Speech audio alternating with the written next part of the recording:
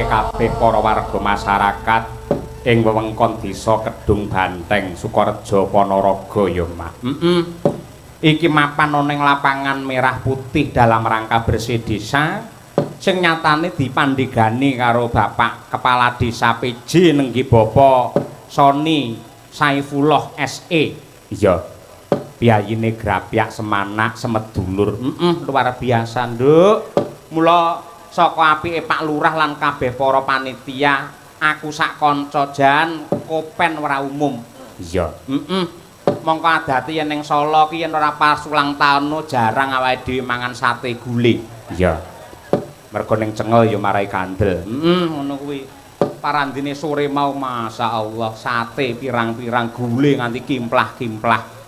Iya. Mergo ya panitiane luar biasa dipandhegani karo Bapak Kaji Karsono. Pak Karsono kuwi ketua LPMD ana ning Dung Banteng kene sing nyatane ya dadi pandega, dadi pengarep, piyayine ya alus, piyayine ya grapyak, piyayine ya becik, dasare ya penuh dengan tanggung jawab. Iya, biyen ya nate wayangan ning KUD-ne biyen. Biyen. Saiki mbuh wis suwi ora wayangan. Ha iya, Cek ditata dhisik, Mak. Kaya ngono kuwi sembah nuwun Pak Haji Karsono, katresnanipun dumateng kula sak kanca. Iya. Mboten kata lumpen dumateng Pak Bayan Widodo, kuwi sesepuhe ana ing Dung Banteng. Pak Iswaya, Pak Rohani ketua BPD, Pak Sumanto sing daleme mau tinggi dandan aku sak kanca lan uga ora lali ibu-ibu ingkang kepareng masak sangat luar biasa. Ya. Acara diwiwiti saka tahlilan ana senam bersama pentas seni gajah-gajahan saka paguyuban Ganesha. Terapi sehat, pentas reok singa muda taruna, mau sore ya kuwi ngruwat Murwakala dibacutake ya kuwi pagelaran wayang kulit. Kaya ngono ya, Mak. Kaya ngono kuwi apike, kaya ngono kuwi hebate warga agung yang mapan ana ing Dung Banteng kene lan mawantu-wantu mawanti-wanti racake, Nduk. Bocah-bocah saiki anggere sekolah ning endi ngono kok bocah kok Dung Banteng. Kok njur kon kenalan ki kabeh do minder. Iya to. Ngono kuwi mergo sejarahe pancen nuwun sewu. Kene mbiyen ki kondang papan pelanyahan utawa lokalisasi ning dhisik ngene ya, Nduk. Upamane kok nganggo minder, nganggo pekewuh, wedi lek diguyu, wedi lek diece, bab kuwi kudu disingkiri adoh. Mergo wong kenalan biasane, Mbak daleme pundi, Mbak asmane sinten? Name kula Retnowati. Lah, daleme pundi? Ponorogo. Ponorogone pundi? Anu Sukorejo. Sukorejone pundi? Dung Banteng. Dung Banteng. Nah mesti ngono kuwi ta. Iya, mergo pikirane wong langsung reget. Iya. Ning tak suwun nuwun sewu anane lokalisasi sing dibangun udakara taun 80 mbiyen banjur ditutup taun 2014 kuwi cukup kanggo kaca pengilon wae. Kuwi sejarah sing elek. Para kiai iki lak paring dawuh, luwih apik mantan brandal tinimbang mantan kiai. Padha karo wong ing Dung Banteng, luwih becik mantan papan maksiat ning saiki menjadi desa yang kuat dan hebat itulah Dung Banteng. Ayo. Ngono kuwi ya, Mak. Ora perlu isin. Takoni, "Endi Mbak daleme Dung Banteng?" Kok guyu, "Kampleng raine ngene wis." Ha iya, Mergo mbiyen para mbak-mbak sing padha dodolan ning kene, sing padha parikan ning kene, Tanjung Perak kapale kobong, monggo pinarak kamare kosong. Kuwi mbiyen iki jane udu warga masyarakat Dung Banteng. Nggih napa mboten? Dudu wong Dung Banteng to? Wong lanang irung belang sing teko rene ora mungkin wong Dung Banteng. Wong Dung Banteng arep rono wedi konangan bojone mesti. Iya to, mesti wong sing kok adoh-adoh iki mung dadi korban tempat saja, korban tempat sejarah sing nyatane kaya ngono, ning saiki dadi apik, dadi becik, dadi murakapi tumrape para warga masyarakat, ndelalah kepareng anakake syukuran, kepareng wayangan sing rawuh ya semene akeh. Ini menjadi bukti bahwa warga masyarakat Dung Banteng adalah promotor lestarinya budaya Indonesia yang tercinta. Ngono. Iya. Dadi aku ya kudu pede ngaku dadi perawan Dung Banteng. Ora apa-apa, Nduk. Lah nek sing ngenyek gebuk ndase ngono ae. Ya ora mak iya. intine kuwi lak sejarah. Kaya ngono kuwi ning saiki wis becik, wis apik kaya mengkene. Aku nderek Mangayu Bagyo, nderek remen. Dasare ya bersih desa tanpa nggunakake kerukunan, rasa panunggal, samat sinamadan daya dinayan. Mokal bisa mawujud adicara sing hebate kaya mengkene. Dana desane ya medhun, para perangkate ya kabeh iuran. Setiap RT 500.000 ya diculne kanthi rasa ikhlas lahir batin. Tegese iki pancen hajate wong sak desa. Muga-muga sembada kang jinangka, rahayu kang tinemu, basuki kang kaesti, sedaya para warga masyarakat Dung Banteng pinaringan sehat lahir batin, murah rezekinipun, tentrem donya nganti tekan akhiripun. Allahumma amin ya rabbal alamin. Mawana sing ngersakake Sinom Parijata. Iki tak dhisikke. Saking keluarga besar KUD Sukamaju lah iki. Nah, Sukorejo, Ponorogo, Pak Dalang Ki Cahyakuntadi, kula nyuwun gending Sinom Parijata Slendro kalian pepiling kagem sedaya para pamirsa sugeng mirsani wayang kulit.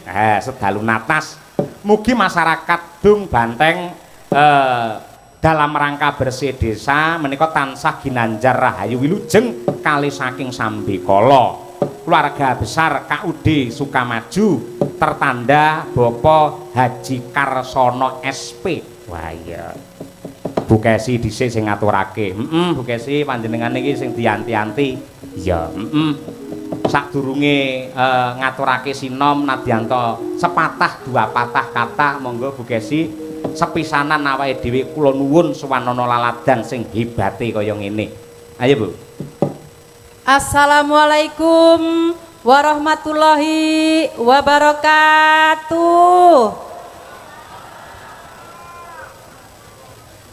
Ingkang badhe kula aturaken dumateng panjenengan namung setunggal Bapak Ibu. Inggih menika matur nuwun ingkang tanpa upami awit katresnan panjenengan sedaya nimbali kula bojo kula lan kanca-kanca madangkara. Mugi-mugi dalu niki kula sak kanca saged nglipur panjenengan sedaya satemah ati panjenengan marem lan benjing lek atine marem nyambut gawe tambah semangat, lek nyambut gawene semangat warga masyarakat Kedung Banteng tambah rezekine kathah malimpah. Benjing tahun ngajeng saged nanggap wayang malih nggih Pak. Matur nuwun. Amin. Matur nuwun Bu Kesi wis mromosekne bojone. Ayo nggih. Bojo sing apik kaya ngono kuwi. Wah, temenanan. Ngerti sing lanang yang nggih sepi tanggapan poso kok, Nduk. Bu Kesi. Oh iya, sore mau kuwi poso. Bu arep tanggapan kok poso. Ya, poso. Ora poso mesti kok jahili terus. Ha iya ngono kuwi. Sinom sing dikersake Bu Kesi aturna marang sedaya para sesepuh adisepuh, para kiai alim ulama lan warga masyarakat sing kepareng tumplek-blek ana ing lapangan merah putih babil khusus dumateng Bapak Kaji Karsono. Iya, monggo Bu.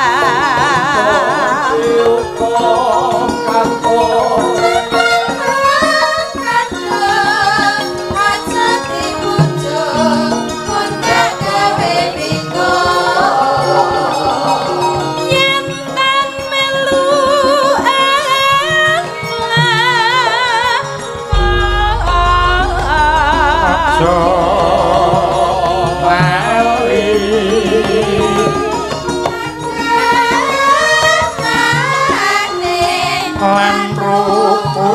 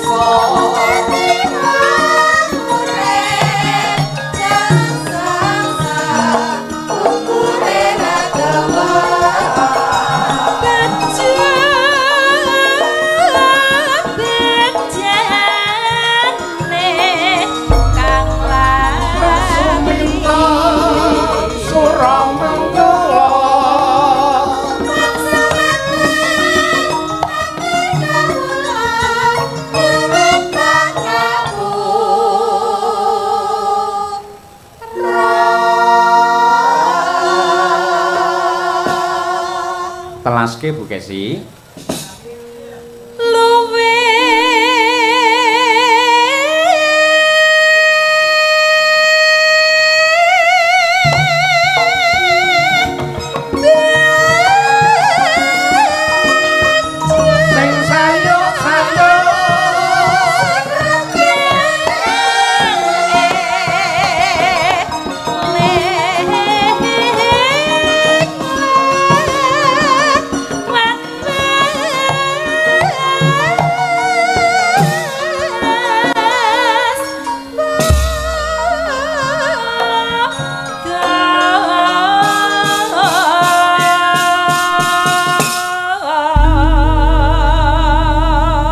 Alhamdulillah wilujeng niskala wis diaturake sinom parijata pamundhut saking Bapa Karsana selaku ketua panitia.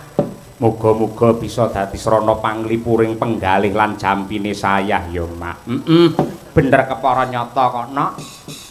Iki kejaba awake dhewe sak kanca komplit madang karasuwan ana ing lapangan merah putih supaya luwih regeng, luwih gayeng ana bintang tamune.